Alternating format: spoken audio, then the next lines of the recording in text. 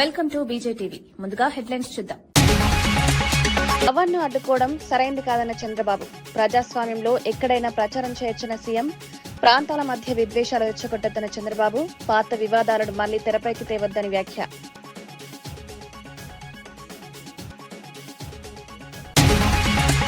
YCP నేతలపై మంత్రి కొల్లు రవీంద్ర విమర్శలు. దోపిడీలు చేసిన వారి నీతులు చెప్తున్నారని ఆగ్రహం. పేర్ని నానిపై ఘాటు వ్యాఖ్యలు. వైసీపీ నాయకుల మాటలను ప్రజలు అసహ్యించుకుంటున్నారని విమర్శ.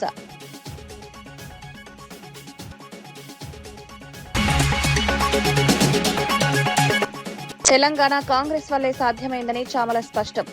సోనియా నిర్ణయంతోనే తెలంగాణ సాకారమైందని వ్యాఖ్య. తెలంగాణపై బీజేపీ నేత వ్యాఖ్యలకు కౌంటర్. 10 ఏళ్ల పాలనలో తెలంగాణను దోచుకున్నారని విమర్శ. ప్రభుత్వ నియామకాలపై జగన్ తీవ్ర ఆరోపణలు. నిబంధనలు మార్చి పోస్టులు కట్టబెట్టారన్న విమర్శ. బాధిత అభ్యర్థులకు న్యాయ సహాయం అందిస్తామని హామీ. అవసరమైతే సీబీఐ విచారణ కోరుతామని స్పష్టం.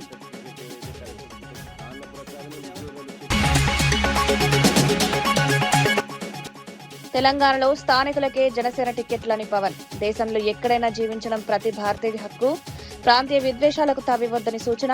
తెలంగాణ రాజకీయాలపై అధినేత వ్యాఖ్యలు.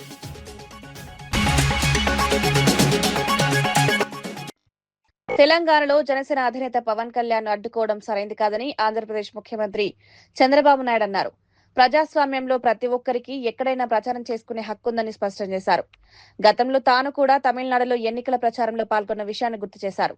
ప్రపంచవ్యాప్తంగా తెలుగువారు ఉన్నత స్థానాల్లో రాణిస్తున్నారని పేర్కొన్నారు.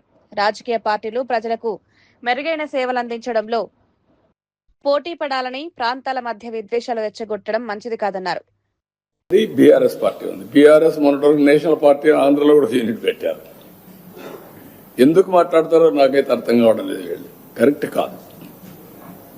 ఏదైనా సరే కొన్ని ప్రజాస్వామ్యంలో అమెరికాలో తెలుగు వాళ్ళు సెనేటర్స్ అవుతున్నారు. ప్రపంచం అన్ని దేశాల్లో అవుతున్నారు, ఒక అమెరికాలో కాదు. ఎవడైతే బెటర్ సర్వీస్ చేస్తారో వాళ్ళు ఆటోమేటిక్గా అవుతున్నారు. ఆస్ట్రేలియాలో అవుతున్నారు, యూరోప్లో అవుతున్నారు, అక్కడుండే రాజ్యాంగ ప్రకారం లండన్లో అవుతున్నారు. కాబట్టి ఇలాంటివి చేయడం కరెక్ట్ కాదు, అది మంచి విధానం కాదు. పోటీ పడవలసింది ప్రజా చైతన్యంలో పోటీ పడాలి. ప్రజలకు మెరుగైన సేవలు అందించాలి, వాళ్ళని ఎంపవర్ చేయాలి. ఇలాంటివి మాట్లాడి లేనిపోని ఐ కెన్ సే అనవసరంగా ప్రజల్ని విద్వేషం కూడా అన్నాను. విద్వేషాలు కూడా వీళ్ళు అనుకుంటేనే అయిపోవు. ప్రజలు ఇప్పుడు 12 ఏళ్ళు అయిపోయింది విభజన జరిగి, 2 రాష్ట్రాలు విడిపోయినాయి. ఎవరెవరు ఎంత కాంట్రిబ్యూట్ చేశారో అక్కడే ప్రజలకు తెలుసు. ఇప్పుడు మనం చేయాల్సింది దీన్ని లాజికల్ గా తీసుకుపోవడానికి, చెడగొట్టకుండా లాజికల్ గా తీసుకెళ్లాలి. ఎవరున్నా అది వదిలిపెట్టి మాట్లాడడం కరెక్ట్ కాదు. రాష్ట్రంలో ధాన్యం కొనుగోలును ప్రభుత్వం విజయవంతంగా నిర్వహించి రైతాంగానికి అండగా నిలిచిందని వ్యవసాయ శాఖ మంత్రి తుమ్మల నాగేశ్వరరావు తెలిపారు. హమాలీల కొరత, గోదాముల సమస్యలు, అకాల వర్షాలు వంటి అనేక సవాళ్లు ఎదురైనా కొనుగోలు ప్రక్రియను సమర్థవంతంగా పూర్తి చేస్తామన్నారు. రైతులు సాంప్రదాయ పంటలతో పాటు పంట మార్పిడి విధానంపై దృష్టి పెట్టాలని సూచించారు. పప్పు ధాన్యాలు, నూనె గింజలు, కూరగాయల సాగును ప్రోత్సహిస్తూ క్రాప్ డైవర్సిఫికేషన్ కు ప్రభుత్వం ప్రాధాన్యత ఇస్తోందన్నారు. అదే కాకుండా కేంద్రం వేర్ హౌసింగ్ ద్వారా గోడౌన్స్ యొక్క పరిమాణం పెంచకుండా, సంఖ్య పెంచకుండా కేవలం రాష్ట్ర ప్రభుత్వాల మీదనే భారం మాపటం వలన మనకున్నటువంటి వేర్ హౌసింగ్ కానీ, మార్కెటింగ్ కానీ, మన గోడౌన్ సప్లై సరిపోక పాత ధాన్యం, పాత మొక్కజొన్నలే ఇంకా గోడౌన్లో ఉన్నాయి. ఇప్పుడు వచ్చిన కొత్త పంటని మళ్ళీ పెట్టుకోవాలనంటే మనం పక్క రాష్ట్రాల్లో ఆధారపడాల్సిన పరిస్థితి వచ్చింది. అయినా సరే 2-3 రోజులు ఆలస్యమైనా వీటన్ని సమస్యల్ని పరిష్కారం చేసుకుంటూనే, కేంద్రం డీజిల్ ఇవ్వకపోయినా, లేదు ఎన్నికల వల్ల హమాలీలు రాకపోయినా, అనేక సమస్యలు ఎదురొడ్డి అకాల వర్షాలు కురిసినప్పటికీ కూడా తడిసిన ధాన్యంతో పాటు అన్ని పంటల్ని కొనుగోలు చేసి ఈసారి తెలంగాణ రైతాంగాన్ని కాపాడుకోగలిగాం.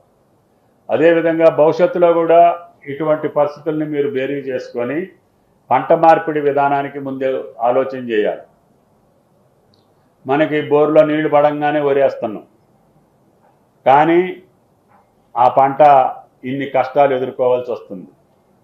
అందుకని రాష్ట్ర ప్రభుత్వం స్పష్టంగా క్రాప్ డైవర్సిఫికేషన్ కోసం ప్రయత్నం చేస్తున్నాం. మన జిల్లా మాదిరిగానే అన్ని జిల్లాలను కూడా హార్టికల్చర్కి వెళ్ళమని చెప్తున్నాం, కూరగాయలకి వెళ్ళమని చెప్తున్నాం. మనకి డిమాండ్ ఉన్న పంటలు, ఇంపోర్ట్ చేసుకునే పంటల్ని మనం ప్రమోట్ చేయాలని. ఇప్పుడు పప్పు ధాన్యాలు మనకు దిగుమతి చేసుకుంటున్నాం, పప్పు ధాన్యాలను ఎంటర్టైన్ చేయాలని. అదేవిధంగా నూనె గింజలు మనం ఇంపోర్ట్ చేసుకుంటున్నాం, దానికి ఇన్సెంటివ్ అన్న ఇచ్చే అవకాశం చూసి ఆలోచించి ఆ రైతులను ప్రోత్సహించాలని. కూరగాయలు కూడా బయట రాష్ట్రాల నుంచి తీసుకుంటున్నాం కాబట్టి కూరగాయలకు సంబంధించినటువంటి ఏరియాను కూడా గణనీయంగా పెంచాలని. ఈ రకం మాజీ మంత్రి కొడాలి నాని సహా వైసీపీ నేతలపై మంత్రి కొల్లు రవీంద్ర తీవ్ర స్థాయిలో విమర్శలు చేశారు. గతంలో దోపిడీలు చేసి ఇప్పుడు నీతులు చెప్తున్నట్లు మాట్లాడుతున్నారన్నారు. బియ్యం దొంగలు, భూ కబ్జాదారులు, పార్టీ కార్యాలయాలపై దాడులు చేసిన వారే ఇప్పుడు ప్రజల ముందు మంచివారిగా నటిస్తున్నారని విమర్శించారు. ఇలాంటి నాయకుల మాటలను ప్రజలు అసహ్యించుకుంటున్నారని వ్యాఖ్యానించారు. పేరి నాని వంటి రాజకీయ నాయకుడు జిల్లాలోనే లేడని, పదవుల కోసం ఎంతకైనా దిగజారే వ్యక్తిగా ఆయన వ్యవహరిస్తారని ఆరోపించారు. బియ్యం దొంగ ఒక పక్క, వీళ్ళందరూ కలిసి ఇవాళ మాట్లాడుతున్నటువంటి భాష విధానం ప్రజలు చేదరించుకుంటా ఉన్నారు. నేను ఇదే సందర్భంలో పేరు నాని గారిని నేను అడుగుతా ఉన్నా, నీలాంటి నీచమైనటువంటి రాజకీయ సంస్కృతి కలిగినటువంటి వ్యక్తి కృష్ణా జిల్లాలో ఇప్పటి వరకు పుట్టల, బహుశా పుట్టబోడేమో. అంత నీచమైనటువంటి సంస్కృతి, పదవుల కోసం ఎంత నీచానికైనా దిగజారదే కక్కుర్తి మనిషి. ఆనాడు మచిలీపట్నం పోర్టు గురించి మేము పోరాటం చేస్తామంటే ఆ రోజున పెయిడ్ ఆర్టిస్ట్ అని చెప్పి మమ్మల్ని అవమానపరిచి మా మీద దాడులు చేయించి ఆ రోజు కిరణ్ కుమార్ రెడ్డి గారికి విప్పు కోసం తాకట్టు పెట్టింది వాస్తవం కాదా? ఆనాడు జగన్మోహన్ రెడ్డి పాదయాత్రకి మచిలీపట్నం మీద వస్తే అదే కోనేటి సెంటర్కి వెళ్ళి మరి అక్కడ మాట్లాడినటువంటి వ్యక్తి రెండో రోజు విప్పు కోసం చేసినటువంటి కార్యక్రమం ప్రజలు మర్చిపోతారు అనుకున్నావా? పోటు తీసుకురాకపోతే ముక్కు నేలకు రాసి రాజకీయ సన్యాసం చేస్తానని చెప్పినటువంటి వ్యక్తి మరి ఏం చేశావు? సీఎం పవన్ కళ్యాణ్ చేసిన తాజా వ్యాఖ్యలపై కంటోన్మెంట్ ఎమ్మెల్యే శ్రీ గణేష్ తీవ్రంగా స్పందించారు. ప్రశాంతంగా ఉన్న తెలంగాణలో విద్వేషాలు రెచ్చగొట్టి శాంతి భద్రతలకు భంగం కలిగించేలా పవన్ మాట్లాడుతున్నారని ఆరోపించారు. ఆయన వెనుక బీజేపీ, బీఆర్ఎస్ పార్టీలున్నాయని వ్యాఖ్యానించారు. రాష్ట్ర ప్రజల మధ్య చిచ్చు పెట్టే ప్రయత్నాలను వెంటనే మానుకోవాలని సూచించారు. బాధ్యతాయుతమైన పదవిలో ఉన్న నాయకుడు ఇలాంటి వివాదాస్పద వ్యాఖ్యలు చేయడం సరికాదన్నారు. కాబట్టి పవన్ కళ్యాణ్ తీసుకొచ్చి మళ్ళా గందరగోళం సృష్టించి రాష్ట్రంలో లా అండ్ ఆర్డర్ కూడా ప్రాబ్లం వస్తట్టు మళ్ళీ సెంటిమెంటరీని లేపి రాజకీయం చేయాలని ఆలోచన ఉంది. కానీ రాష్ట్ర ప్రజలు బాగా చైతన్య పరులు, బాగా అవగాహన ఉన్న పరులు. గత 10 సంవత్సరాలు ఏమైంది, ఇప్పుడు ఏం జరుగుతుంది, 2.5 సంవత్సరాలు గమనించారు. కాబట్టి ఏమి కాదు, ఎవరు వచ్చినా కూడా కాంగ్రెస్ పార్టీకే పట్టం కడతారు ప్రజలందరూ. ఇప్పుడు చూసి 2023 ఎలక్షన్ నుంచి ఏ ఎలక్షన్ వచ్చినా కూడా కాంగ్రెస్ పార్టీకే ఆశీర్వాదిస్తారు. కాబట్టి రానున్న రోజులు అదే జరుగుతుంది. ఈ చిల్లర మల్లర రాజకీయం చేస్తారు కాబట్టి ఎంత రాజకీయం చేసినా మన తెలంగాణ ప్రజలు ఎంత ధైర్యవంతులు, పోరాటానికి దేనికైనా సిద్ధంగా ఉంటారు. కాబట్టి తెలంగాణ రాష్ట్రమే తెచ్చుకున్నాక ఈ పవన్ కళ్యాణ్ గానీ మిగతా వాళ్ళు ఎంత అని కూడా అవన్నీ మాటలు చెప్పి కన్ఫ్యూజన్ చేసి విత్ ఇన్ పార్టీలో కావచ్చు ప్రజలను కన్విన్స్ చేయాలని వాళ్ళ ఆలోచన. అలాంటి ఆలోచనకి ఏమి తావులేదు. అంత బ్రహ్మాండంగా పార్టీ కావచ్చు, ఇక్కడ ప్రభుత్వం బాగుంది, మంచిగానే నడుస్తుంది. ప్రజలు ఆశించిన విధంగా ఇప్పుడు నిజమైన తెలంగాణ కోరుకున్నట్టు ఉన్నదని అది కూడా ప్రతి నోట మీరు వింటారు. 10 సంవత్సరాలు ఏమైనా జరిగిందంటే కేసీఆర్ కుటుంబానికి మేలు జరిగింది, కానీ రాష్ట్ర ప్రజలకు ఎక్కడ మేలు జరగలే. ఈ రోజు మీరు చూసినట్టయితే ఏ ఒక్క పథకమైనా మహిళల పేరు మీద పెట్టి మహిళలను గౌరవించడం, మహిళలు ఇంటికే పరిమితం కాదు, పెద్ద పెద్ద వ్యాపారవేత్తలు చేయాలి. దాని ద్వారా వారు ఆర్థికంగా ఎదిగితే వారితో పాటు రాష్ట్రాన్ని నడిపించే శక్తి, సామర్థ్యం మహిళలకు ఉందని భావించిన వ్యక్తి ఎవరైనా ఉన్నారంటే గౌరవ ముఖ్యమంత్రి రేవంత్ రెడ్డి గారు. వాళ్ళు బిజినెస్లు చేసుకుంటే వాళ్ళు గవర్నమెంట్ ట్యాక్సులు కడతారు. వాళ్ళ ట్యాక్సులతోటి వ్యాపారం నడిచే పరిస్థితికి రాష్ట్రం ఏర్పడాలి. ఏవైతే ప్రభుత్వ నియామకాల ప్రక్రియపై వైసీపీ అధ్యక్షుడు వైఎస్ జగన్మోహన్ రెడ్డి తీవ్ర విమర్శలు చేశారు. ఎలాంటి అర్హత పరీక్షలు నిర్వహించకుండా నిబంధనలు పక్కన పెట్టి కొందరికి పోస్టులు కట్టబెట్టారని ఆరోపించారు. ప్రత్యేకంగా కొందరికి మేలు చేసేందుకు జీవోలను మార్చారని, అవసరం తీరిన తర్వాత మళ్లీ వాటిని సవరించారన్నారు. అర్హత ఉన్నప్పటికీ అవకాశాలు కోల్పోయిన అభ్యర్థులకు న్యాయ సహాయం అందిస్తామని హామీ ఇచ్చారు. తమ ప్రభుత్వం అధికారంలోకి వచ్చిన వెంటనే ఈ వ్యవహారంపై మళ్లీ విచారణ జరిపిస్తామన్నారు. చేసి ఇప్పుడు మళ్ళీ ఎగ్జామ్ మీరంతా రాయాలా అని చెప్పి అంటున్నారు. ఫస్ట్ ఏమో ఒక జీవో ఇచ్చినారు, వీళ్ళు ఎలాంటి ఎగ్జామ్ కు రాయాల్సిన అవసరం లేదు, వీళ్ళకు ఎగ్జామ్ రాయాల్సిన అవసరం లేకుండా కేవలం వీళ్ళ సర్టిఫికెట్ల ఆధారంగానే మేము అపాయింట్మెంట్ ఇస్తాము అని చెప్పి తర్వాత వాళ్ళు ఇష్టం వచ్చినట్టుగా ఆ కార్యక్రమాన్ని చేసినారు. నువ్వు సర్టిఫికెట్ల ఆధారంగా నువ్వు ఇంకా బలమైన సర్టిఫికెట్ పెట్టినా నీకు ఉద్యోగం ఇవ్వలేదు. చేసుకున్న తర్వాత మళ్ళీ వెంటనే మళ్ళీ ఇంకో జీవో మళ్ళీ మార్పు చేసేసి ఇప్పుడు మళ్ళీ మీకు కూడా ఎగ్జామ్ మళ్ళీ దీనికి కూడా ఎగ్జామ్ రాస్తేనే ఎగ్జామ్ పాస్ అయితేనే అని మళ్ళీ తీసుకొచ్చినారు. ఎవరికి మేలు చేసేందుకు ఫస్ట్ జీవో తీసుకొచ్చినారు. తర్వాత ఎవరికి మళ్ళీ వాళ్ళ పని అయిపోయిన తర్వాత మళ్ళీ వెంటనే గేట్ ఎత్తినారు, మళ్ళీ పని అయిపోయిన తర్వాత మళ్ళీ గేట్ మూసినారు. At the end of the day ఒకటి గుర్తుపెట్టుకోవాల్సింది ఏంటంటే ఎవరైతే ఎలిజిబుల్ గా ఇప్పుడైతే బాధితులుగా ఎవరైతే ఉన్నామో కోర్టులకు తలుపు తట్టే కార్యక్రమం చేస్తా ఉన్నాము. అన్ని రకాలుగా మీ న్యాయ సహాయము న్యాయ పోరాటం మీతో పాటు కలిసికట్టుగా వైఎస్ఆర్ కాంగ్రెస్ పార్టీ తరఫున లీగల్ సెల్ మొత్తం మీకు అండగా ఉండి నడిపిస్తుంది. We will all stand by you. ఇది ఒకటే కాదు, రేపు పొద్దున అన్యాయం జరిగింది అని అంటే మాత్రం మళ్ళీ మన ప్రభుత్వం వచ్చిన తర్వాత మళ్ళీ ఒకసారి దీని మీద మళ్ళీ ఒకసారి రీఎంక్వైరీ చేద్దాను. Don't worry, we'll demand for an inquiry తల్లి, we'll demand for CBI inquiry in fact in this. వీళ్ళు పొరపాటున వీళ్ళు ఏ రకంగా వీళ్ళు చేయకపోయినా కూడా నాట్ ఓన్లీ ఇప్పుడు ప్రస్తుతానికి నేను చెప్తా ఉన్నాను, ఈ న్యాయ కోర్ట్స్ అనేది ఆశ్రయిస్తా ఉన్నాం అనేది one part of the story. Matter of only time. కొంచెం ఓపిక పట్టు. ఏడిచినందువల్ల సాధించేది ఏం లేదు, ధైర్యం కోల్పోవడం వల్ల మనం సాధించేది ఏం లేదు. ధైర్యంగా ఉండండి. Matter of only time. 3 ఏళ్ళు కళ్ళు మూసుకుంటే కళ్ళు అయిపోతుంది. మనం వచ్చిన తర్వాత ఎగ్జాక్ట్లీ ఎవరెవరైతే ఈ రకంగా బాధితులుగా ఉన్నారో మీ స్పెసిఫిక్ కేసెస్ మీదనే ఒక ప్రత్యేక కమిషన్ వేసి ఎంక్వైరీ చేపిస్తారు. నేను చెప్తా ఉన్నాను, ఎక్కడ కూడా అన్యాయం అనేది ఎవరికి జరిగినా కూడా we will repair the system, we will ensure that everybody is posted back. పోరాటాల మనం పోరాటం చేస్తేనే మన సమస్య అనేది హైలైట్ అవుతుంది, అందరి దృష్టికి వెళ్తుంది, న్యాయం అనేది జరుగుతుంది. న్యాయం అనేది కూడా మనం పోరాటం చేయకపోతే జరగదు. It can only be, justice can only be delayed. It cannot be denied. అది ఒక్కటి ఖచ్చితంగా గుర్తుపెట్టుకో. దేవుడు ఎప్పుడైనా. జనసేన అధినేత పవన్ కళ్యాణ్ పై తెలంగాణ ప్రభుత్వ విప్ నకరేకల్ ఎమ్మెల్యే వేముల వీరేశం తీవ్ర స్థాయిలో విమర్శలు చేశారు. పవన్ కళ్యాణ్ ను పార్టీ టైం రాజకీయ నాయకుడిగా అభివర్ణించిన ఆయన ఆంధ్రప్రదేశ్ లో సినిమా డైలాగులు చెప్పడం వేరు, తెలంగాణలో ప్రజలను రెచ్చగొట్టే ప్రయత్నాలు చేయడం వేరన్నారు. పచ్చని తెలంగాణలో అశాంతి సృష్టించే ప్రయత్నాలను ప్రభుత్వం సహించదని హెచ్చరించారు.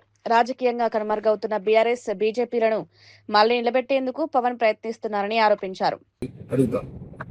పవన్ కళ్యాణ్, నువ్వు నీ రాష్ట్రానికి సంబంధించినటువంటి రాజధానిని నిర్మించుకో. ఆ రాష్ట్ర ప్రజలు నిన్ను ఉప ముఖ్యమంత్రిగా చేసిండ్రు, ఆ రాష్ట్ర ప్రజలకు నువ్వు సేవ చేయి, సర్వీస్ చేయి. కానీ నువ్వు అక్కడనే part time political leader, full time political leader కాదు, పార్ట్ టైం పొలిటికల్ లీడర్. కానీ అప్పుడప్పుడు వచ్చి సినిమా డైలాగులు కొడితే అక్కడ నడుస్తుంది. కానీ తెలంగాణకు వచ్చేసి ఎవరి ప్రయోజనాల కోసం తెలంగాణలో ప్రశాంతంగా ఉన్న సుభిక్షంగా ఉన్న తెలంగాణని ఇలా రెచ్చగొట్టి ప్రాంతీయతత్వాన్ని రెచ్చగొట్టేసి ఒక అశాంతిని క్రియేట్ చేసేటువంటి ప్రయత్నం చేస్తాం. తెలంగాణ మనోభావాల్ని ఎవరు దెబ్బతీసినా, తెలంగాణ ఆత్మగౌరవానికి ఎవరు ఆటంకం కలిగించినా, తెలంగాణ ఆత్మగౌరవాన్ని, తెలంగాణ ప్రజల మనోభావాన్ని, తెలంగాణ ప్రాంత ప్రజల మనోభావాన్ని ఎవరు ఆటంకపరిచే కిచ్చపరిచేటువంటి ప్రయత్నం చేసినా మా ప్రభుత్వం సస్యమరా ఊరుకోదు అనేటువంటి ఒక విషయాన్ని ఈ సందర్భంగా తెలియజేస్తున్నాను. నువ్వు ఇక్కడ చచ్చిపోయినటువంటి బీఆర్ఎస్, ఇక్కడ చచ్చిపోయి లేవలేనటువంటి బీజేపీని లేపడం కోసం తెర వెనకాల వారికి పావులాగా నువ్వు ఉపయోగపడుతున్నావు తప్ప ఈ ప్రాంత ప్రజల మీద ప్రేమను, ఈ ప్రాంత ప్రజల మీద నీకు అభిమానము, ఈ ప్రాంతం మీద నీకేదో వీసమంతా ప్రేమను అభిమానము లేదు అనేటువంటి చాలా స్పష్టం. కాబట్టి పవన్ కళ్యాణ్కి మేము ఒకటి సూటిగా ప్రశ్నిస్తున్నాం, అసలు నీకు నీ రాజకీయ జీవితానికి ఒక స్పష్టత లేదు. చెగువేరా అన్నావు, భగత్ సింగ్ అన్నావు, ఆ తర్వాత చెగువేరాను భగత్ సింగ్ పక్కకు పెట్టినావు, బీజేపీ అంటున్నావు, ఇలా సనాతన ధర్మం అంటున్నావు. అంటే నీకు ఒక్క దాంట్లో కూడా క్లారిటీ లేదు. క్లారిటీ లేని, స్పష్టత లేని, అస్పష్టతతో కూడుకున్నటువంటి రాజకీయ నేతవు నువ్వు. అట్లాంటి నువ్వు ఈరోజు బీజేపీ బీఆర్ఎస్ కు ఏ టీం బి టీమ్ గా బీఆర్ఎస్ కు బీజేపీ, బీజేపీకి బీఆర్ఎస్ పనిచేస్తుంది. నువ్వు మళ్ళీ వాళ్ళలో సి టీమ్ గా యాడ్ అయ్యి సచ్చి బతికిన బీఆర్ఎస్ లేపడానికి ఇలా మళ్ళీ ఏమన్నా ప్రాంతీయ తత్వాల్ని రెచ్చగొట్టడానికి లోపాయికరమైనటువంటి ఒప్పందం ఏమైనా చేసుకున్నారా? లోపాయికరమైన ఒప్పందంతోనే తెలంగాణ పైన మరొక విషం గిమ్మటానికి, విషం కక్కటానికి, ఇక్కడ విషపూరితమైనటువంటి బీజాలు నాటడానికి, ఇవాళ ప్రశాంతంగా ఉన్నటువంటి తెలంగాణను శాంతి భద్రతల సమస్యగా క్రియేట్ చేయడానికి మీరేమైనా కుట్ర చేస్తారా అని చెప్పేసి మేము ఈ సందర్భంగా అడుగుతాము. నీ కుట్రలు, నీ యొక్క కుట్రపూరితమైనటువంటి విధానాలు, నీ కుట్రపూరితమైనటువంటి మాటలు, మీ కుట్రపూరితమైనటువంటి వైఖరిని తెలంగాణ ప్రజలు సహించరు, తెలంగాణ ప్రాంత ప్రజలు సహించరు. తెలంగాణలో నీకు ప్లేస్ లేదు, నీకు స్కోప్ లేదు. ప్రజాస్వామ్యబద్ధంగా ఇక్కడ నువ్వు వచ్చి ఒక సినిమా తీసుకో, 4 డైలాగులు చెప్పుకొని పో, నీ అభిమానులను సంతోషం పెట్టుకో. కానీ ఇక్కడ రాజకీయ కుట్రలు చేస్తాము, రాజకీయ కుట్రలకు తెరదించుతాము, రాజకీయ కుట్రలకు ఇక్కడ మేము పావులు కదుపుతామంటే. తెలంగాణ రాజకీయాలపై జనసేన అధినేత పవన్ కళ్యాణ్ కీలక వ్యాఖ్యలు చేశారు. ఆంధ్రప్రదేశ్ నుంచి వెళ్లి తెలంగాణలో ఎవరూ పోటీ చేయడం లేదని, జనసేనలోని తెలంగాణ భూమిపుత్రులే ఎన్నికల్లో బరిలో నిలుస్తారన్నారు. దేశంలో ఎక్కడైనా బ్రతకడం ప్రతి భారతీయుడి హక్కు అని, ఆ హక్కును కాలరాసే అధికారం ఎవరికీ లేదన్నారు. ప్రాంతీయ విద్వేషాలకు తావులేకుండా ప్రజాస్వామ్య విలువలను గౌరవించాలని సూచించారు. కశ్మీరీ పండిట్ల ఉదాహరణను ప్రస్తావిస్తూ ప్రాంతీయత పేరుతో ప్రజలను దూరం చేయడం సరైంది కాదని వ్యాఖ్యానించారు. కదా ఈవెన్ తెలంగాణ పోలీసు కూడా అదే చెప్తారు కదా, ఒకరోజు ఆపగలరు, 2 రోజులు ఆపగలరు, కానీ అలా తెలుసు ఎక్కడ ఆప్ చేయలేదు, జరగదు కూడా. అది ఉన్న ఏదో ఒక మేబీ ఆ సందర్భం నాకు తెలిసి ఒక్కళ్ళు కూర్చొని చేసింది కాదు, ఏదో అది చిలికి గాలి వల్ల అయింది అనుకుంటున్నాను. అంతకుమించి నిజంగా చెప్పాలంటే నేను అడిగారు, మన ఛానల్లో కూడా మన కొంతమంది జర్నలిస్ట్ సోదరులు కూడా అడిగారు, ఏదైనా కాన్స్పిరసీ ఉంటుంది అంటే ఏముంటుంది కాన్స్పిరసీ, ఏదో ఒకళ్ళు కూర్చోటి మాట్లాడి కాకపోతే దేనికి తక్కువ అంటుకుంటుందంటే మన దేశంలో బతకడం మన హక్కు కదా. మన హక్కుని ఇప్పుడు నేను కూర్చోబెట్టి ఈరోజు ఆర్టికల్ 370 రద్దంటే నువ్వు కూర్చోబెట్టి కాశ్మీరీ పండితులు మీరు ఇక్కడి నుంచి వెళ్ళిపోండి అంటే అవన్నీ ఎటు తిరిగినాయి, ఎటు వచ్చినాయి. అలాంటి కొద్దిమంది మాట్లాడటం దేశానికి శ్రేయస్కరంగా. డిఎస్సి నియామకాల వ్యవహారంలో ఓ అభ్యర్థి తన ఆవేదన వ్యక్తం చేశారు. పీజీటీ, టీజీటీ పరీక్షలు 2 రాశానని, రెండింట్లోనూ అర్హత సాధించారన్నారు. తనకు కాల్ లెటర్ కూడా వచ్చిందని వెల్లడించారు. అయితే స్పోర్ట్స్ కోటా కారణంగా ఉద్యోగం ఇవ్వలేదని అధికారులు చెప్పారని ఆరోపించారు. అర్హతలు, మెరిట్ ఉన్న వారిని పక్కన పెట్టి అనర్హులకు ఉద్యోగాలిస్తే భవిష్యత్తులో విద్యా వ్యవస్థపై ప్రభావం పడుతుందన్నారు. 10వ తరగతి పేపర్లు ఎలా మూల్యాంకనం చేస్తారని ప్రభుత్వాన్ని ప్రశ్నించారు. రిజెక్షన్ లిస్ట్ లో కూడా లేదు మా పేరు, ఏ విధమైన కాంప్లికేషన్స్ లేవు కాబట్టి దానిలో కూడా మా పేరు లేదండి. మరి మా పేరు సెలక్షన్ లిస్ట్ లో ఎందుకు లేదు అని చెప్పి డిఈఓ ఆఫీస్ కి వెళ్లి అడిగితే నీ ప్లేస్ లో స్పోర్ట్స్ పర్సన్ రావడం వల్ల నీ పోస్ట్ వాళ్ళకి ఇచ్చేసామని చెప్పారండి. అలా ఎలా జరుగుతుంది అని చెప్పి అడిగినప్పుడు వాళ్ళు మాకు సరైన సమాధానాలు చెప్పకుండా చాలా దాటవేశారండి. మరి మేము టెట్, బిఎడ్, డిఎస్సి చాలా కష్టపడి ఎన్నో సంవత్సరాలుగా కుటుంబానికి దూరంగా ఉండి చాలా కష్టపడి చదువుకున్నామండి.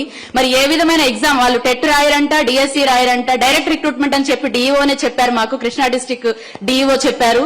అలా ఎలా జరుగుతుంది అని అన్నప్పుడు వాళ్ళు అలానే రాస్తారు, అలానే వెళ్లిపోతారని చెప్పి అని అన్నారండి. మరి మేము కష్టపడి మెరిట్ లో ఉన్న మా ఉద్యోగాలు తీసుకెళ్లి ఏ విధమైనటువంటి ఎగ్జామ్ రాయకుండా, ఎలాంటి క్వాలిఫికేషన్ లేకుండా వాళ్ళకిచ్చి మా జీవితాలతోటి గవర్నమెంట్ చాలా ఆడుకుంటుందండి. మరి దీనికోసం మేము చాలా పరంగా కలవని ఆఫీసర్ లేరు, కలవని సంస్థ ఆఫీసుకి మేము వెళ్లకుండా లేమండి. చాలా ప్రయత్నాలు చేశాము, ఎక్కడికి వెళ్ళినా మాకు న్యాయం జరగలేదు. చివరిగా జగనన్న కార్యాలయానికి ఈ రోజు వచ్చామండి. మేము మా బాధని జగనన్నకు చెప్పుకుందామని, ఆయన తప్ప మా బాధను తీర్చేవారు ఎవరూ లేరని చాలా 100% ఫెయిత్ తో మేము వచ్చామండి ఇక్కడికి. మేము అనుకున్న దానికంటే కూడా చాలా ఎక్కువగా జగనన్న మమ్మల్ని అందరినీ కూడా ప్రేమతో ఆహ్వానించారు. మా అందరికీ చాలా మంచి ఆతిథ్యం ఇచ్చారు. తన ఛాంబర్ లోకి మమ్మల్ని అందరినీ తీసుకెళ్లి మా అందరినీ ముఖాముఖిగా కూర్చోబెట్టి మా అందరి బాధ ఇంతవరకు ఎవ్వరూ వినలేదండి. మా బాధని దేవుడు తప్ప మా బాధని ఎవ్వరూ వినలేదు. దేవుడి తర్వాత జగనన్నే ఈ రోజు మాతో మాట్లాడారు, మా బాధని అర్థం చేసుకున్నారు. మరి మేము కర్ణాటక నూతన ముఖ్యమంత్రిగా డీకే శివకుమార్ ప్రమాణ స్వీకారం చేశారు. లోక్ భవన్ లో జరిగిన కార్యక్రమంలో గవర్నర్ ఆయనతో ప్రమాణం చేయించారు. డీకే శివకుమార్ తో పాటు మరో 13 మంది నేతలు మంత్రులుగా ప్రమాణ స్వీకారం చేశారు. జి పరమేశ్వర, యతీంద్ర సిద్దరామయ్య, ప్రియాంక్ ఖర్గే తదితరులు మంత్రివర్గంలో చోటు దక్కించుకున్నారు. ఈ కార్యక్రమానికి కాంగ్రెస్ అగ్రనేతలు రాహుల్ గాంధీ, మల్లికార్జున ఖర్గే హాజరయ్యారు. తెలంగాణ ముఖ్యమంత్రి రేవంత్ రెడ్డి సహా పలువురు ప్రముఖులు వేడుకలో పాల్గొన్నారు. ಎತ್ತಿ ಹಿಡಿಯುತ್ತೇನೆಂದು ಮತ್ತು ಕರ್ನಾಟಕ ರಾಜ್ಯದ ಮುಖ್ಯಮಂತ್ರಿಯಾಗಿ ನನ್ನ ಕರ್ತವ್ಯವನ್ನು ಶ್ರದ್ಧಾಪೂರ್ವಕವಾಗಿ ಮತ್ತು ಅಂತಃಕರಣಪೂರ್ವಕವಾಗಿ ನಿರ್ವಹಿಸುತ್ತೇನೆಂದು ಭಯ ಅಥವಾ ಪಕ್ಷಾತೀತವಲ್ಲದೆ ರಾಗ ದ್ವೇಷವಿಲ್ಲದೆ ಎಲ್ಲ ಬಗೆಯ ಜನರಿಗೆ ಸಂವಿಧಾನಕ್ಕೆ ಮತ್ತು ಕಾನೂನಿಗೆ ಅನುಸಾರವಾಗಿ ನ್ಯಾಯಯುತವಾಗಿ ಮಾಡುತ್ತೇನೆಂದು ನನ್ನ ಅಜ್ಜ ಗಂಗಾಧರಜ್ಜನ ಹೆಸರಿನಲ್ಲಿ ಪ್ರಮಾಣ ಮಾಡುತ್ತೇನೆ.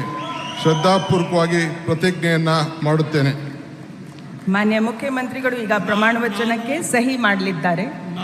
ನಾನು ಡಿ.ಕೆ. ಶಿವಕುಮಾರ್ ಎಂಬ ಹೆಸರಾದ ನಾನು ಕರ್ನಾಟಕ ರಾಜ್ಯದ ಮುಖ್ಯಮಂತ್ರಿಯಾಗಿ ನನ್ನ ಪರ್ಯಾಲೋಚನೆಗೆ ತರಲಾಗುವ ಅಥವಾ ನನಗೆ ತಿಳಿಯದೇ ಬರುವ ಯಾವುದೇ ವಿಷಯವನ್ನು ರಾಜ್ಯದ ಮುಖ್ಯಮಂತ್ರಿಯಾಗಿ ನನ್ನ ಕರ್ತವ್ಯವನ್ನು ಮುಕ್ತ ನಿರ್ವಹಣೆ ಅಗತ್ಯವಾಗುವುದೆಂದು ಸಂದರ್ಭದಲ್ಲಿ ಅಲ್ಲದೆ ಅನಾತ್ಯ ಯಾರೇ ವ್ಯಕ್ತಿಗೆ ಅಥವಾ ವ್ಯಕ್ತಿಗಳಿಗೆ ಪ್ರತ್ಯೇಕವಾಗಿ ಅಥವಾ ಪರೋಕ್ಷವಾಗಿ ತಿಳಿಸುವುದಿಲ್ಲ ಅಥವಾ ಬಹಿರಂಗಪಡಿಸುವುದಿಲ್ಲ ಎಂದು ನನ್ನ ಅಜ್ಜನ ವೀರ ಗಂಗಾಧರ ಅಜ್ಜರ ಹೆಸರಿನಲ್ಲಿ ಪ್ರಮಾಣ ಮಾಡುತ್ತೇನೆ. ಶ್ರದ್ಧಾಪೂರ್ವಕವಾಗಿ ಪ್ರತಿಜ್ಞೆಯನ್ನ ಮಾಡುತ್ತೇನೆ. ప్రాంతీయవాదంపై జరుగుతున్న చర్చల నేపథ్యంలో మాజీ మంత్రి నిరంజన్ రెడ్డి ఘాటుగా స్పందించారు. ప్రాంతీయవాదం ఉగ్రవాదమని మాట్లాడితే మొదట ఆ వ్యాఖ్యలు చేసిన వారే ఉగ్రవాదులవుతారని విమర్శించారు. రాచరిక పాలనకు వ్యతిరేకంగా పోరాడి తెలంగాణను భారతదేశంలో విలీనం చేయాలని కోరిన జాతీయవాదులు తెలంగాణ ప్రజలేనని చెప్పారు. తెలంగాణ ప్రజలెప్పుడూ ప్రాంతీయవాదులు కారని, తమ ఆకాంక్షలు నెరవేర్చుకునేందుకు మాత్రమే ప్రత్యేక రాష్ట్ర ఉద్యమం చేశారని వివరించారు. ప్రాంతీయ అభిమానంతో పోరాటం చేసి పొట్టి శ్రీరాములు గారి మరణానికి కూడా కారణమై ఆంధ్ర రాష్ట్రం ఏర్పడింది 1953లో. 1953లో ఏర్పడినటువంటి ఆంధ్ర రాష్ట్రపు పునాదే ప్రాంతీయవాదం. ఆ ప్రాంతీయవాదమే నిజంగా ఉగ్రవాదం అయితే మీరే ఉగ్రవాదులు తప్ప మంది కాదు. మా తెలంగాణ వాదము ముమ్మాటికి ఇది ఒక జాతీయవాదం, నిజమైన జాతీయవాదం తెలంగాణ వాదం. ఎందుకు తెలంగాణ 1948 వరకు భారతదేశంలో ఒక సర్వస్వతంత్ర సంస్థానంగా ఉన్నది, సర్వస్వతంత్ర రాజ్యంగా ఉన్నది, సర్వస్వతంత్రమైనటువంటి సైన్యాన్ని కలిగి ఉంది, సర్వస్వతంత్రమైనటువంటి ఒక నాణ్యాన్ని కలిగి ఉంది, ఒక కరెన్సీని కలిగి ఉంది, 100కు పైగా దేశాలలో రాయబారులు కలిగి ఉంది. ఢిల్లీలో హైదరాబాద్ హౌస్ అనేటువంటి ఒక భవనాన్ని కలిగి ఉంది. రాచరికాన్ని రాజుల భయాన్ని విడిది చేయడం కోసం తెలంగాణ ప్రజలు తమ భవితవ్యం కోసం తాము బాగుపడాలని, ఇక్కడ ఉండేటువంటి ఫ్యూడల్ వ్యవస్థ పోవాలని, వెట్టి చాకిరి పోవాలని, రైతువారి చట్టాలు రావాలని, దున్నేవాళ్ళకు భూములు కావాలని, రాచరికం పోవాలని అనేక రకాలుగా అనేక సంస్థల నాయకత్వాన పనిచేసినారు. సాయుధ పోరాటం జరిగింది. అంతిమంగా ఈ ప్రాంతం సంస్థానం కూడా మాకు దేశంలో విలీనం కావాలని, భారతదేశ విలీనం కోసం, జాతీయత కోసం పాటుపడినట్టు సమాజం తెలంగాణ సమాజంలో వెధవా తెలంగాణ వాదాన్ని ప్రాంతీయవాదం అనేవాడని అంటే నాలుకలు వస్తాం.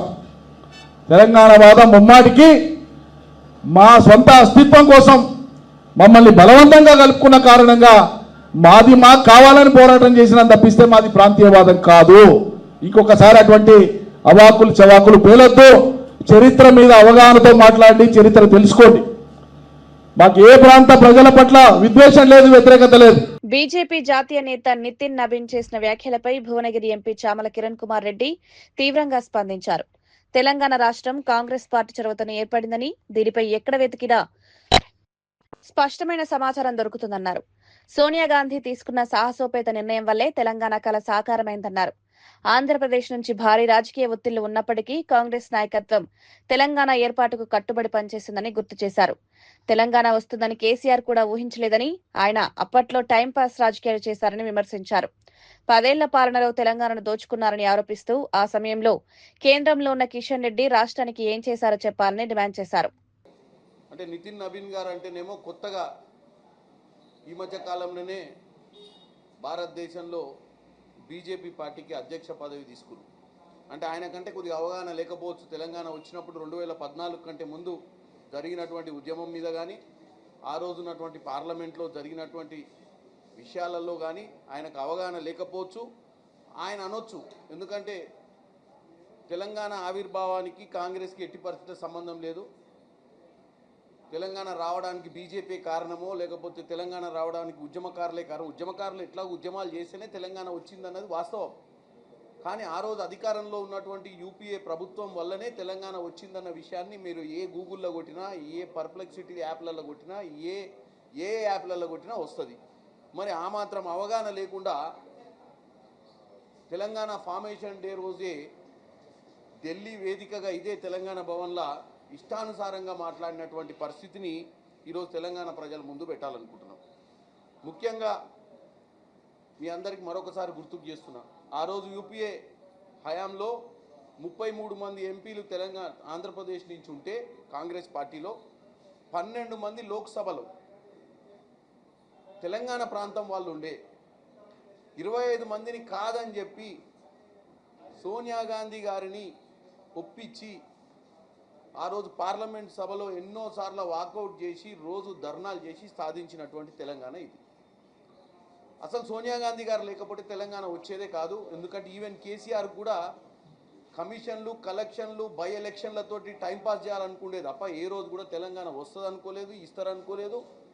ఎప్పుడు ఉద్యమాలు చేసుకుంటే అట్లనే టైంపాస్ చేద్దాం అనుకున్నటువంటి వ్యక్తి కేసీఆర్. కానీ అదృష్టవశాత్తు ఆ రోజు కలిసి వచ్చింది.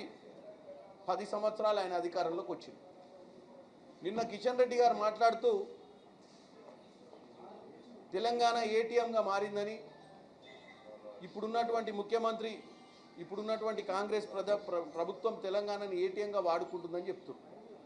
నేను ఒకటే అడగదలుచుకున్న కిషన్ రెడ్డి గారిని, ఎందుకంటే తెలంగాణ వచ్చిన తర్వాత 2014 నుంచి అధికారంలో మీరున్నారు, మీరు క్యాబినెట్ మంత్రిగా కూడా ఉన్నారు. 2014 నుంచి ఇప్పుడు 2026 వరకు ఆ 10 సంవత్సరాలు అంటే ఆ 9 సంవత్సరాల బీఆర్ఎస్ పాలనలో మీరు ఏం చేసిరని అడుగుతున్నా నేను.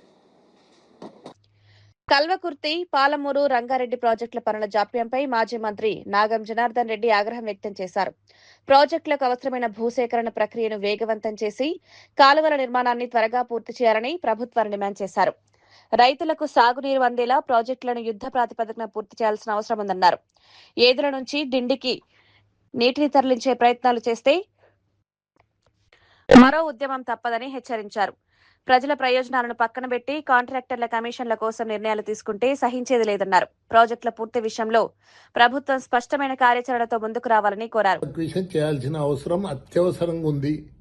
ముఖ్యంగా నేను పోయి చూసి వచ్చిన దగ్గర కానీ సున్నపురాలు తాండ నుండి ఈరోజు కుడికిల వరకు 3.5 కిలోమీటర్లు దాదాపుగా ఒక 10 లక్షల క్యూబిక్ మీటర్లు హార్డ్ సాయిల్ ఉంది. అది తీయలేదు ఇంతవరకు. 2.5 సంవత్సరాలు దాటిపోయింది. అది ఒకవేళ పోయిన సంవత్సరమే ఇప్పుడు 7 కిందనుగా చేసింటే ఈ రిజర్వాయర్లన్నీ, నేను చెప్పిన రిజర్వాయర్లన్నీ మనం నింపుకునే వాళ్ళం. ఇవాళ మనం ఇప్పుడు నేను వేరే అవినీతి మీద కానీ దీని మీద నేను మాట్లాడతలేను.